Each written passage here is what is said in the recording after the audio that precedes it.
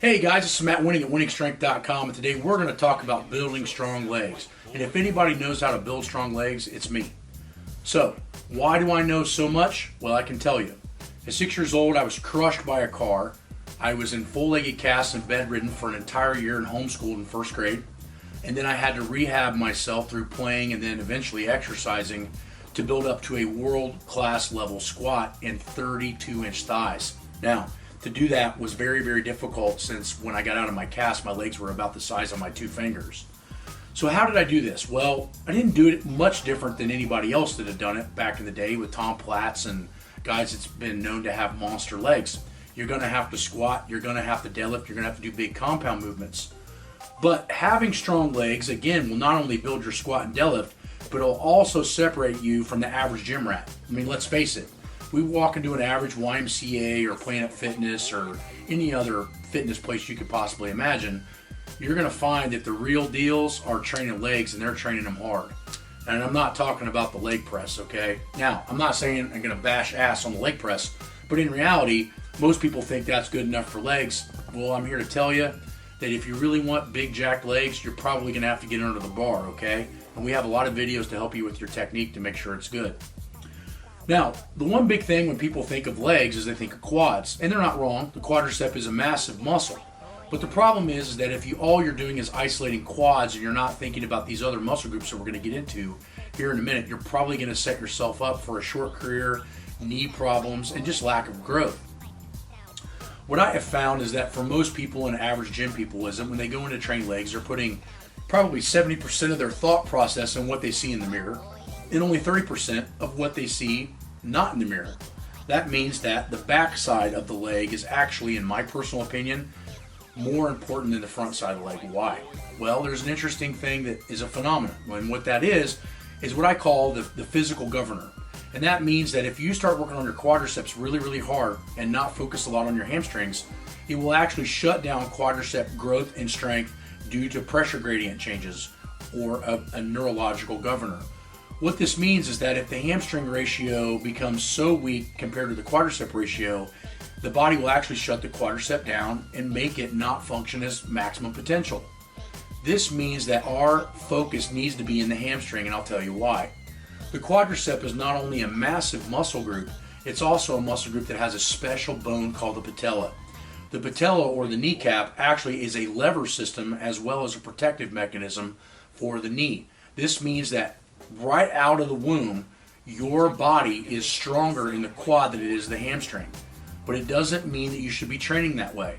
For instance, back in the old Soviet days when they were in their prime in Olympic lifting, from about mid-60s to the mid-80s, they would do hundreds and hundreds of reps per week of 45-degree back extensions, leg curls, all kinds of different things like that. GHRs, for example. The reason that they did that is because they knew the quadricep to hamstring balance needs to be as close to 1-to-1 ratio as you can possibly get. Does this mean that it could ever be a 1-to-1 ratio? My answer is probably not. But it doesn't mean you shouldn't try to train that way. The issue and the reason you don't hear anybody talking about this is because usually it's a 3-year plus training regimen in order for your quadricep to hamstring ratio to be balanced. What's this balance ratio? Well, I would say if you guys are just in a normal gym, go do a leg extension at maximum and then go do a leg curl at maximum and tell me how much of a difference that is. Well, if it's a difference of more than about 30% from quad to hamstring ratio, you're probably setting yourself up for knee pain and failure. We'll look for a paper to push on Patreon for you guys to see some of the research that I saw in graduate school that said the exact same thing. And what we're trying to get at is that when you guys are training legs really hard, make sure that 60 to 70% of your thought process is put into the hamstring. Now, you might see less growth in the beginning, but in the next 2 to 4 years of you training your legs really, really hard, you're going to notice your quadriceps are growing due to this pressure gradient and this built-in governor being shut down, allowing you to hit your legs much, much harder. So, what do we need to focus on in legs? Well, one, if we're going to train quadriceps, we need to focus on an isolateral base. What does this mean? This means that if you're going to train leg presses and things of that nature, do it single-legged. Why? Well, for one, most of the time you guys have a strong leg and a weak leg and you need to isolate them apart. When you go to maximal weights, what you'll start to find is the strong leg will dominate over the weak leg. We've seen this in EMG studies. We've seen this in a lot of athletes here at the gym and in other places.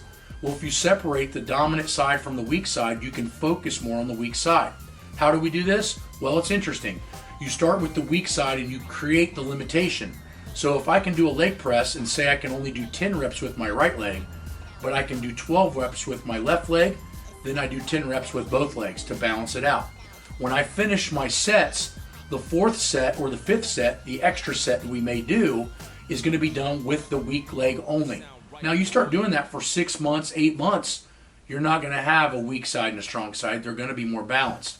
And then when you go into a bilateral movement, such as a squat or maybe even a leg press, you're going to notice that you're much, much stronger because everything is equal. And that's really what reduces mileage. If you're firing the left side and the right side at the same pressure, chances are you're not going to have an imbalance or create an injury or have a short career. Give me your other hand. Oh, my other hand isn't strong enough. Now we go back to the hamstrings, and what are some exercises we need to be focusing on that? Well, your basic leg curls, and again, doing isolateral movements on those is going to tell you which side's strong and weak, which most of us have. Focus on the weak side with an extra set or extra reps. Glute ham raises is another one, but more advanced because you need to be strong enough to do it.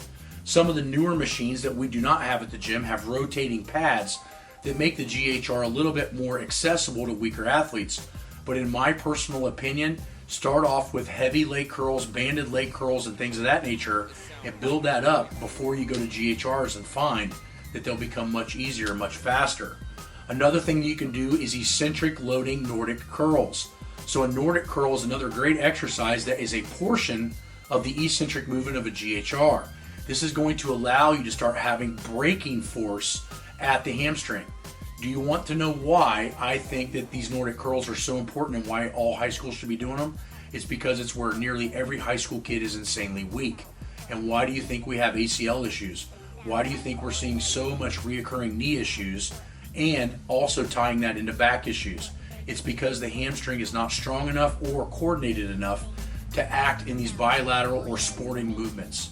So I hope this starts to help you and open up your mind into why when you start training legs, you need to be focusing on shit you can't see in the mirror. If you need help, come on to online coaching where we can design the exact rep, set, and exercise schemes based on what you have at this time and where you are in your current ability.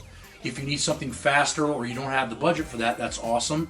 We have Train Heroic where you can see awesome exercises and see videos. We have Patreon where you can ask me more questions and I can give you the proper educated answers. And we also have manuals that all are trying their best to give you the best possible rep and set schemes without seeing your personal deficiencies. Talk to you guys later, and please visit winningstrength.com. Lately I've been living like I can't take a loss.